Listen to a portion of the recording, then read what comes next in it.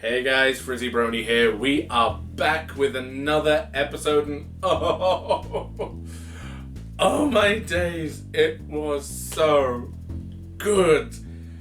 We're back to form and we finally got an episode that dealt with the main story of the season, the whole Grogar villain conflict thing, and it was so nice to see it. Now, as I say, it was called the Summer Sun Setback. I keep wanting to say celebration, but it's the Summer Sun Setback, and therefore you know it's going to involve the Summer Sun celebration and the princesses in some capacity.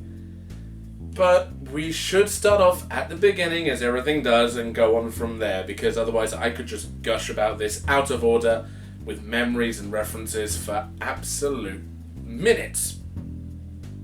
I don't have that many memories. But yes, at the beginning of the episode, we start off with Grogar and the villains. And Grogar is lambasting them for failing to retrieve his bell from the previous story episode that we had with them all featured. And he also notes that he himself has found another one of his artifacts that he could use to reclaim power, and that he is going to go and look for it. Since you three were unable to retrieve my bewitching bell, we need another source of great magical power to defeat Twilight and her friends. I'm hooked. Or at least he was going to go out and do something.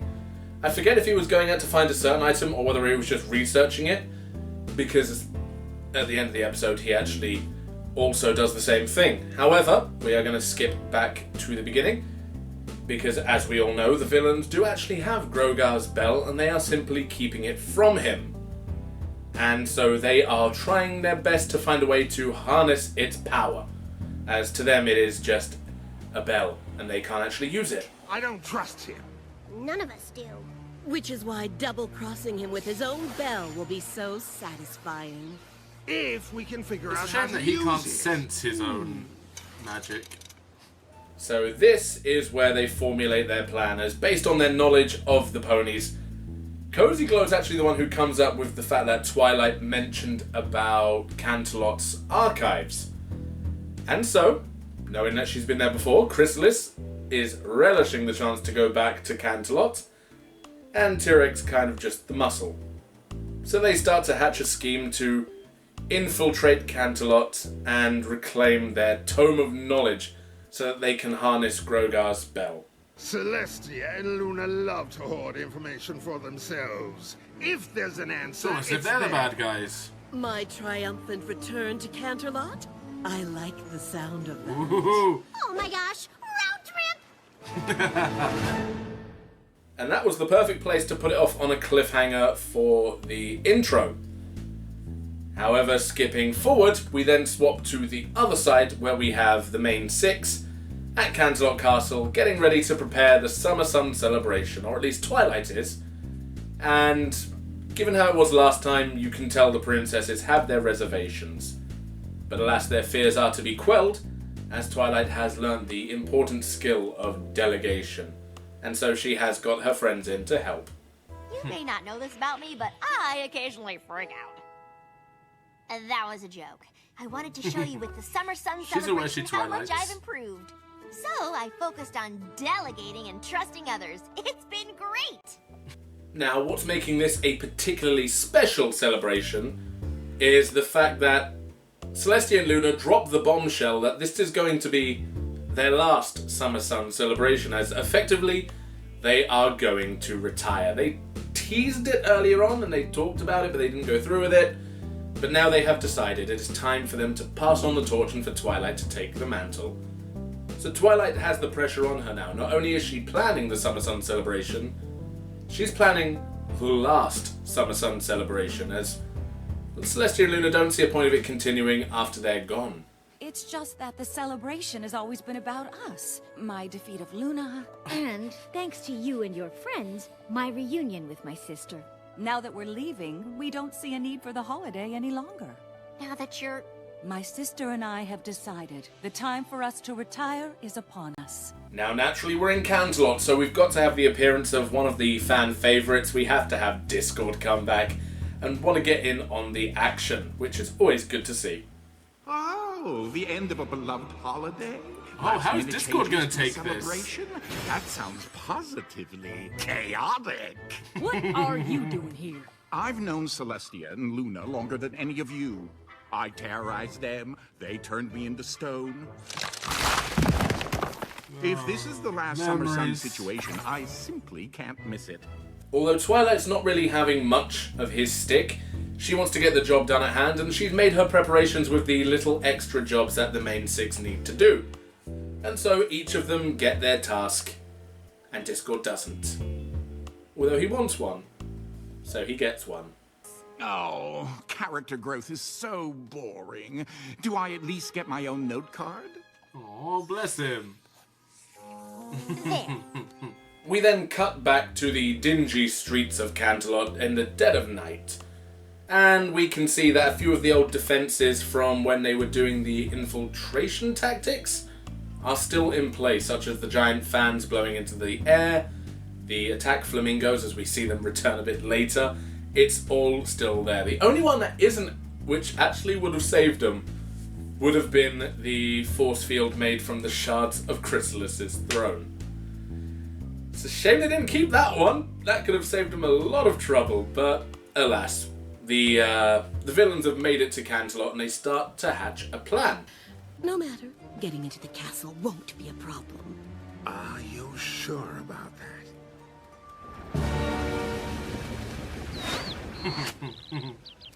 Oh, so having it's just gonna... Oh, those are new. But even so... Which... doesn't really work. Oh, this is... Right, of course. This is cool. Do yours get glitchy too? More medallions, more problems, am I right? I don't know, I kind of like that Increase security personality. into the castle. This is going to be more challenging than I thought. But that's not going to keep them down for long. They quickly regroup, and as luck would have it, Discord just happens to bring the main six right to them. Although they keep hidden, they know not to try and ambush them. But they do overhear what all of the main six's duties are. And so it gives them all a pretty good hint of what they need to do. Pinky, you and I are giving Brayburn and the Appalachian pony some adjustments to the menu. Fluttershy and I are meeting with Pegasi from Cloudsdale to give them changes to the weather. Spike, we're going to update the Flaming Sky Firework Unicorn Troop with Twilight's new vision. And Didn't I'm understand supposed any of that. to make sure Discord doesn't do anything discordy? Well, that's annoyingly specific. Indeed, Twilight. You should have used a word like discordiant. So we've got the setup now for the conflict of the episode, and we start to see it being implemented. We go to each of the groups, Applejack welcoming Brayburn and the Appaloosans, who are doing the catering for it, with a little bit of extra baking for some certain cookies. We have Pinky there, pretending to be a food tester, just wanting to eat everything there is. We've got Rarity, who is dealing with the firework troop, or her and Spike are dealing with the firework troop, who are going to be putting on the display. And Rainbow Dash and Fluttershy, being Pegasi, are dealing with the weather team, going over a few extra weather details that Twilight has requested. So we see them doing their thing. However, this is where we start to see the villains doing their thing as well. And the first one we see is Tyrek. Pinky, go away. But I see a suspicious-looking cookie!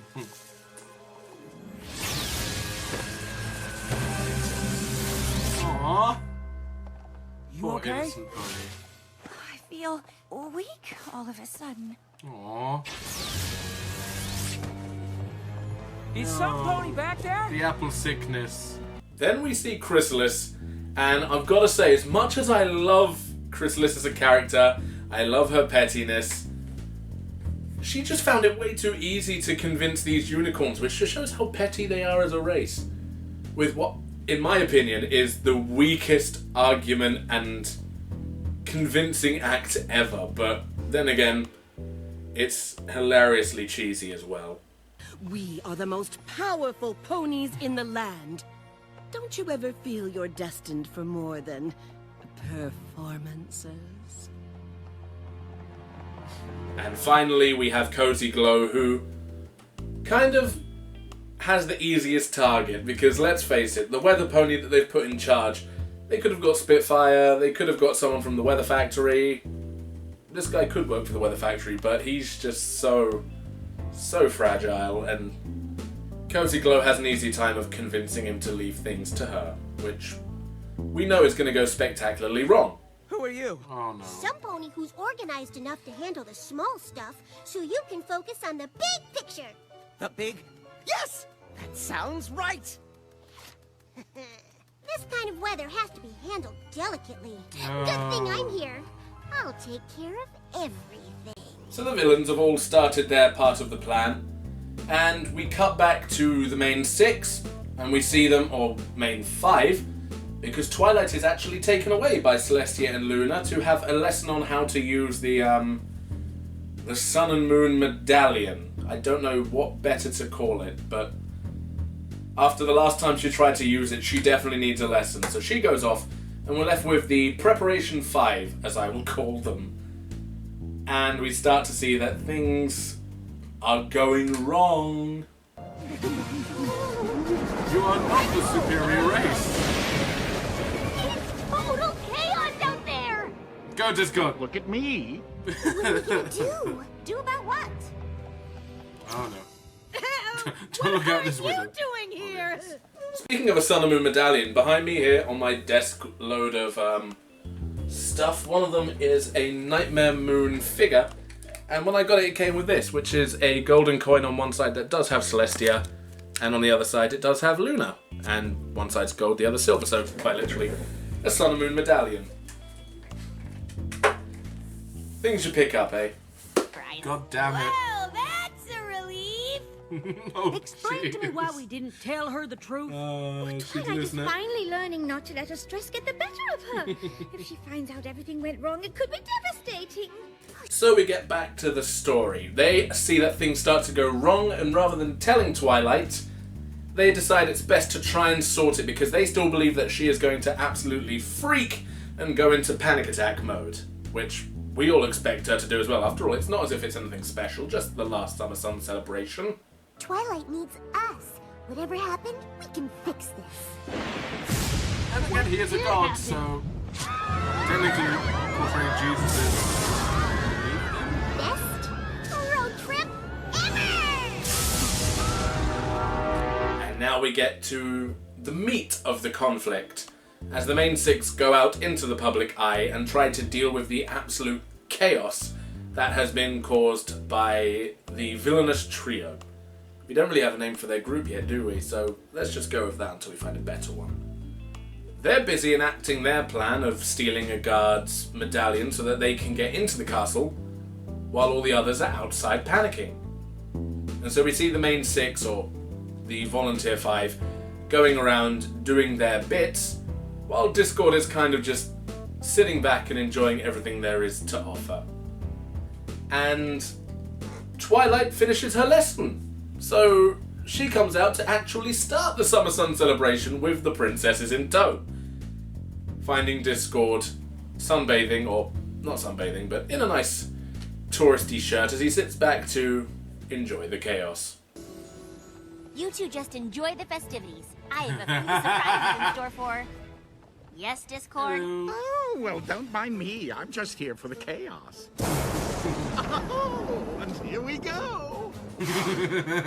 So Twilight has now seen what is going on, and Discord believes that she is going to blow, and so do we. But it turns out she actually has the situation in hand quite well. She handles it as a princess should. She gathers the main 6 and gives them a stern talking to, which was actually quite nice to see. The fact that they are afraid of her. They get brought straight to her by magic, and they are on their knees when she talks to them. I told y'all this was a bad idea, but no pony ever listens to me! no, not the hat. That's it!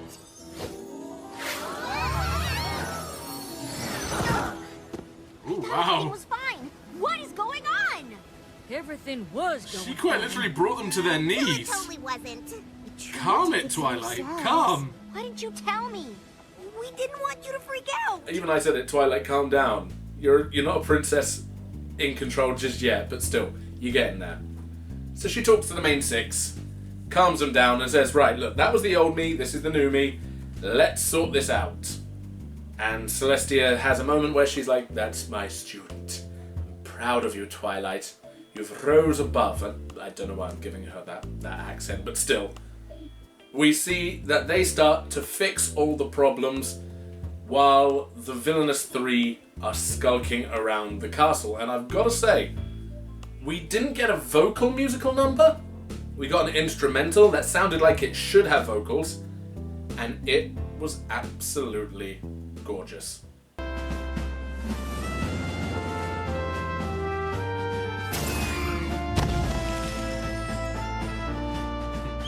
I've got no words. The musical game for that was stepped up.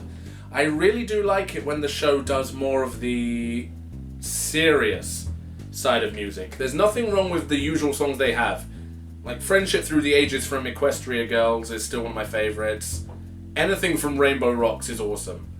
But out of the main show, my all-time favourite track has to be Luna's Future from the Heartswarming Eve episode, just for how orchestral and dark it was. And this equally had that. It had the whole marching drums, the lovely somber tone. It was beautiful. And I feel that we're going to have a reprise of it in a later episode where there are actually vocals and it's less of a minor chord and more of a major chord, so it's more positive. I'll see if I'm right when we get back. I'm guessing it might be in the final episode or part one of the final two-parter. So we see that they managed to actually get their hands on the book they were looking for. The villainous team have succeeded, in essence, and managed to get away without being detected. However, the main six do manage to get all of their problems underway, and they actually have their Summer Sun celebration. Once again, lovely lighting techniques used.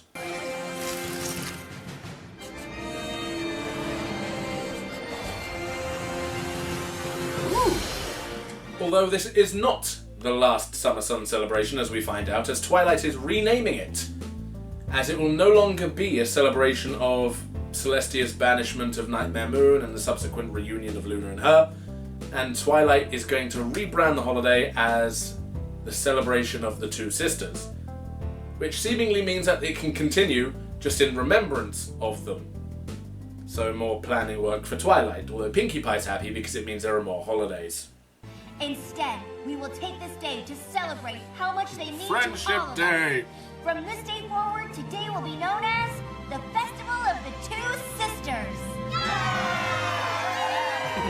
And we end on a lovely, happy note, although we don't. Because you know this is a story episode, so it's going to continue with the cliffhangers. We see back at Grogar's cave, the three are somewhat melancholic in the fact that they are hiding their intentions from him, and Grogar once again makes point that he has found an artifact that he does indeed need, and tomorrow he will be heading out to retrieve it. So, did you find what you're looking for? Once again, I've found success where you all find failure. I have located what I sought, and tomorrow I will set out to retrieve it. When I return, Equestria will finally be ours for the taking. He has found success where the others find failure. And so he's planning to be away for a while, and the three revel in the fact that they are duping Grogar.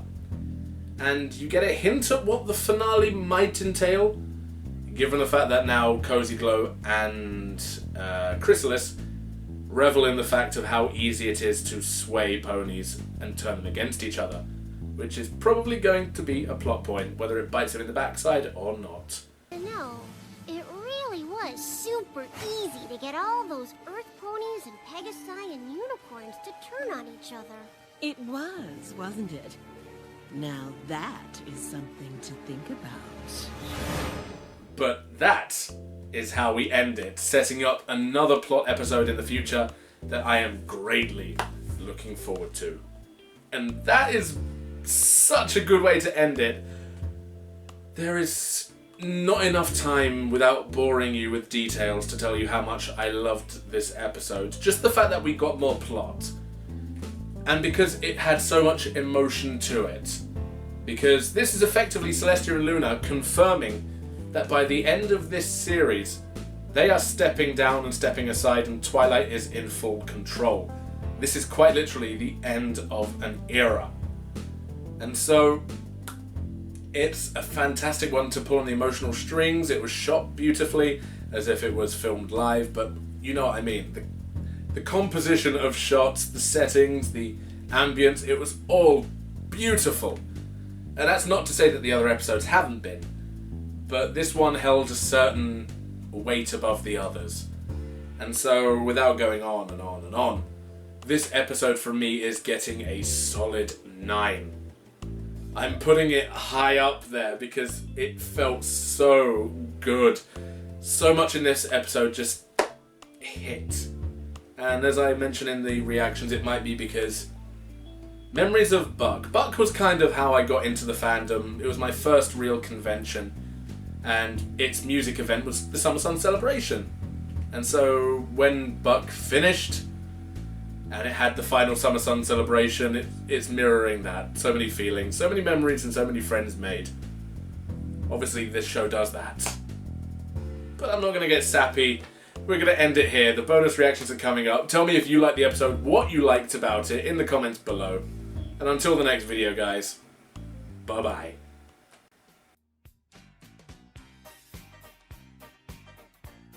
My sister and I have decided the time for us to retire is upon us. You and your friends have proven you are ready to lead Equestria.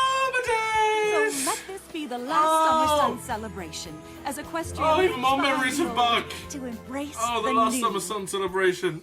It's happening again. That's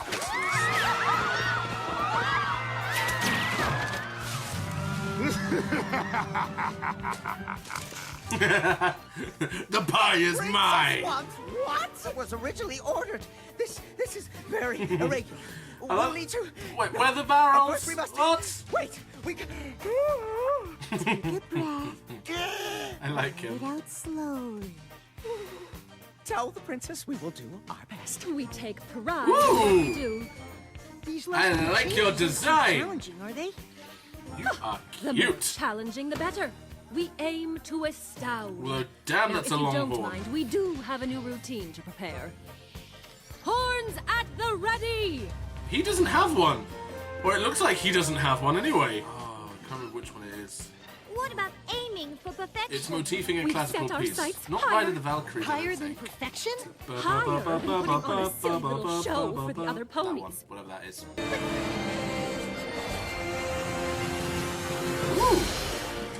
That actually looked like the old posters for the Summer Sun. Ah! This celebration has always been a reminder not to fear the night, for there is always a new day to look forward to.